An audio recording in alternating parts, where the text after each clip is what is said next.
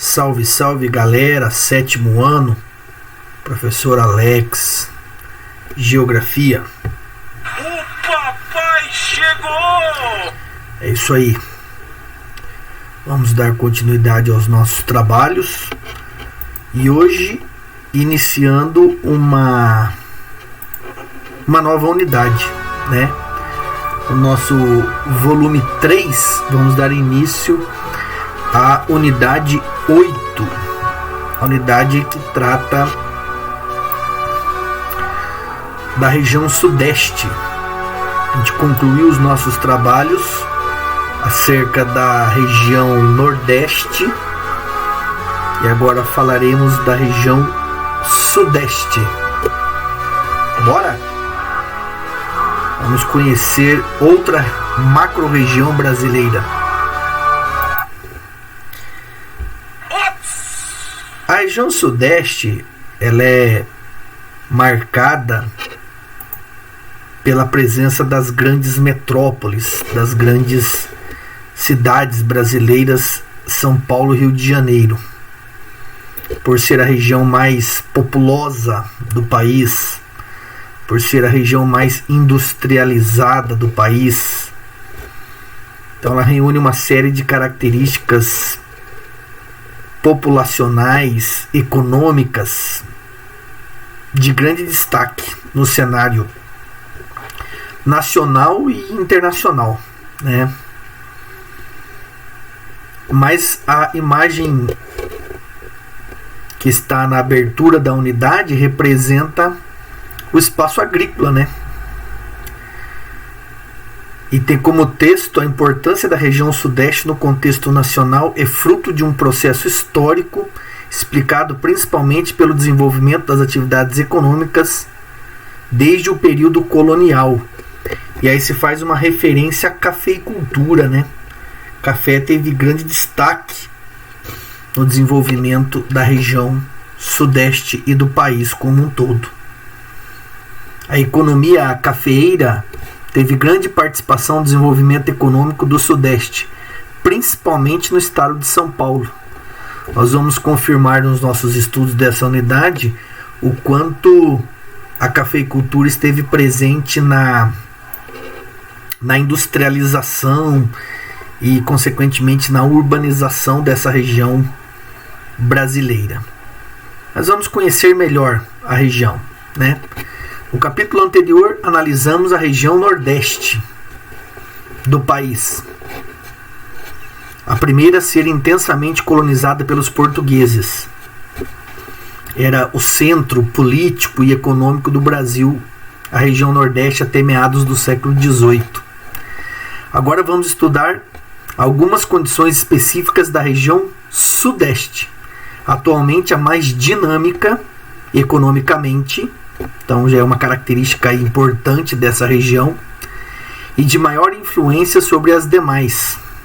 Então já coloca a região sudeste como uma região, né, de liderança, né, no cenário nacional.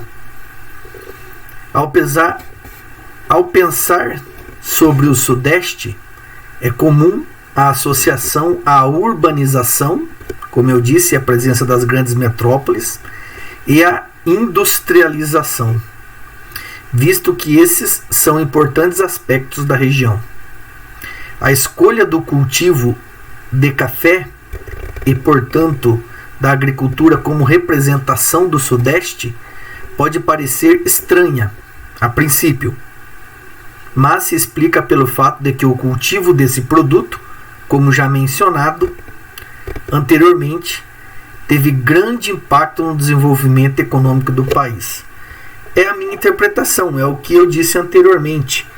O fato da região sudeste ser marcada pela urbanização, pelas grandes metrópoles e pela paisagem urbana, portanto, e ter sido selecionado uma paisagem rural para a abertura da unidade, né? Mas aí já foi feita a explicação, né, do porquê dessa escolha. Aqui nós podemos observar o mapa da região sudeste. Muito importante que conheçamos, né, a formação da região sudeste. A região sudeste é formada por 4 unidades federativas, 4 estados. Espírito Santo, que tem como capital Vitória, aqui na legenda pela cor roxa do mapa. Minas Gerais, capital BH, Belo Horizonte, que é o maior estado da região sudeste, com a cor verde clara. Rio de Janeiro, capital Rio de Janeiro, com a cor aqui amarela. E o estado de São Paulo, com sua capital também São Paulo, aqui na cor laranja. Espírito Santo, Minas Gerais, Rio de Janeiro, São Paulo. São esses 4 estados que compõem a região sudeste. Há algo que chama muito a atenção também, né? É a população. Em termos demográficos, você tem aí a região mais populosa do país. Espírito Santo, em 2017, com mais de 4 milhões de habitantes. Minas Gerais, com mais de 21 milhões de habitantes. Rio de Janeiro, com mais de 16 milhões de habitantes. E São Paulo, com mais de 45 milhões de habitantes. É a mais populosa entre as regiões brasileiras.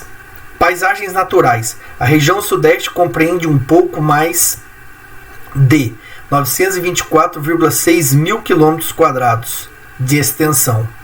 A maior parte está situada ao norte do Trópico de Capricórnio, que se remete ao predomínio de climas tropicais, mas com influências de diversos fatores. Entre os 4 estados da região sudeste, apenas Minas Gerais não tem saída para o mar. É o que a gente chama de estado interiorano, né? Minas Gerais não tem litoral. Os demais têm litoral, com forte influência sobre as atividades econômicas de cada um deles. Ou seja, Espírito Santo, Rio de Janeiro e São Paulo possuem litoral. Além do clima e da presença do litoral, outros aspectos naturais acabam por influenciar diferentes atividades econômicas dessa região, como as características hidrológicas, a disponibilidade de recursos hidrológicos, água, e geológicas, solos, que possibilitam a mineração. Vamos analisar as peculiaridades naturais específicas da região sudeste e suas relações com as atividades econômicas predominantes em cada espaço. Começamos pelo clima. O clima do sudeste sofre influência de diferentes fatores, principalmente da latitude, das massas de ar e da altitude. Observando o mapa, é possível perceber que a região sudeste apresenta climas tropical, que aqui está identificado pela cor laranja, né? Ocorrendo na maior parte da região. Tropical de altitude, aqui representado pela cor amarela, ou um tom um pouco mais claro de laranja. E o subtropical, que aqui eu vou identificar principalmente no sul de São Paulo. De norte a sul, os climas são desde os mais quentes e secos no norte do estado de Minas Gerais, onde a vegetação de caatinga, como veremos adiante, aos mais frios e úmidos das regiões mais ao sul do estado de São Paulo, passando pelas áreas tropicais de altitudes, onde tanto o calor como o frio se revezam no decorrer das estações do ano. Tais condições denotam a diversidade climática da região. E o texto se referia a essa situação, né? O norte de Minas aqui, ó, que faz limite com a Bahia, tem uma ocorrência de um clima tropical seco, de presença de caatinga, que nós vimos que é a vegetação do sertão nordestino, se estende aqui pelo norte de Minas Gerais, ao passo que ao extremo sul de São Paulo, já na divisa com o Paraná, as temperaturas são mais amenas, né? Faz mais frio e as 4 estações mais bem definidas. São 3 os tipos climáticos então predominantes na região sudeste: o subtropical, o tropical e o tropical de altitude, principalmente em Minas Gerais, considerando-se então o fator altitude, com médias de temperatura um pouco menor do que a do tropical típico, em função da altitude. Na maior parte do território predominam os climas tropical ou tropical de altitude. Esses 2 tipos climáticos ocorrem principalmente no interior do território brasileiro e nas regiões de planaltos e serras. Aí o fator altitude. O clima tropical é caracterizado por exibir 2 estações bem definidas, com chuvas mais abundantes durante os meses mais quentes, o verão, e com menor pluviosidade nos meses mais frios. Já o clima tropical de altitude apresenta temperaturas médias anuais menos elevadas, quando comparadas ao clima tropical. Essa redução na temperatura deve-se sobretudo à altitude mais elevada dos locais onde ocorre, como o próprio nome sugere, tropical de altitude. As áreas situadas mais a leste sofrem influência das massas de ar oceânicas e são mais chuvosas, a região litorânea, por exemplo, do que as áreas mais interioranas. Outro fator importante é que as massas de ar polar, que ganham força nos meses mais frios, ocasionalmente atingem a região, podendo causar fortes quedas nas temperaturas durante o inverno.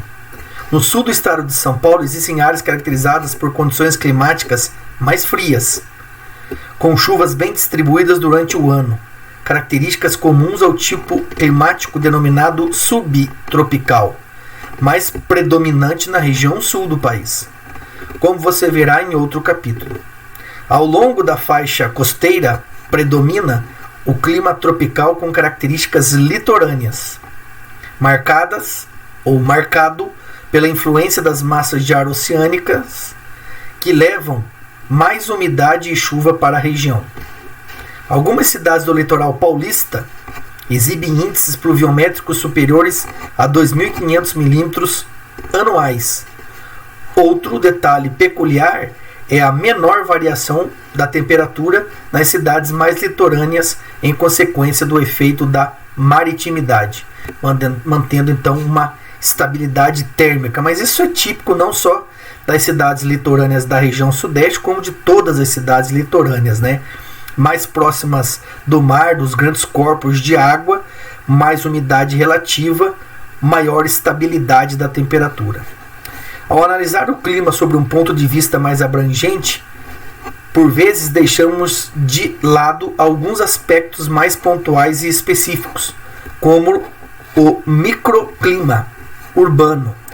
Essa variedade local de clima ocorre em áreas densamente urbanizadas, onde a influência das atividades humanas acaba causando variações na dinâmica climática. E é justamente o que ocorre na região sudeste, né? Uma grande concentração urbana. Então, o que seria exatamente esse microclima? O microclima urbano é um dos principais campos de estudos dos geógrafos que se dedicam a estudar e analisar os efeitos das atividades humanas e procurar maneiras de reduzir seus impactos ambientais. Nas grandes cidades, como no caso São Paulo, as condições climáticas sofrem influência da própria malha urbana. Essa influência pode ser percebida em fenômenos como as ilhas de calor, que ocorrem em grandes cidades em virtude principalmente da ausência de cobertura vegetal. Com isso, há aumento significativo da temperatura em comparação às áreas mais arborizadas. É a questão, né, da maior temperatura. As regiões centrais apresentam temperaturas mais elevadas que as regiões do entorno da cidade. Ilha de calor. é o nome desse fenômeno. Outro fator que influencia o microclima das cidades é o fenômeno denominado de inversão térmica, que acaba por intensificar a concentração de poluição do ar nas grandes metrópoles ou aumentar o fenômeno conhecido como smog. A inversão térmica é um fenômeno geralmente natural, ocorrido nos meses mais frios, outono e inverno, o que faz com que uma camada de ar quente se sobreponha à camada de ar frio superficial, próxima à superfície. Como resultado, o ar poluído não se eleva e, portanto, não ocorre a dispersão na atmosfera, aumentando a concentração de poluição no ar. Dá origem a essa fumaça acinzentada que nós podemos ver na imagem aqui, né? Em Osasco, São Paulo, que tem essa denominação, smog, né? Vem de duas palavras em inglês, né? Ou seja, uma neblina ou uma névoa.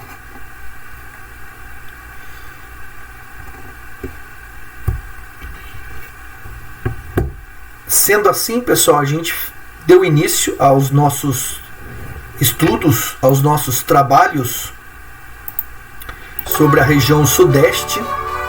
Avançamos hoje no sentido de entender que a região é formada por 4 unidades federativas, 4 estados. As características climáticas da região sudeste, né? Os 3 tipos climáticos predominantes. Isso é para o início dos trabalhos da região sudeste. Dicas sobre o microclima e inversão térmicas, que serão cobrados nas atividades da apostila e também do caderno de atividades do CA. Eu fico por aqui para vocês. Beijo no seu coração. Fui!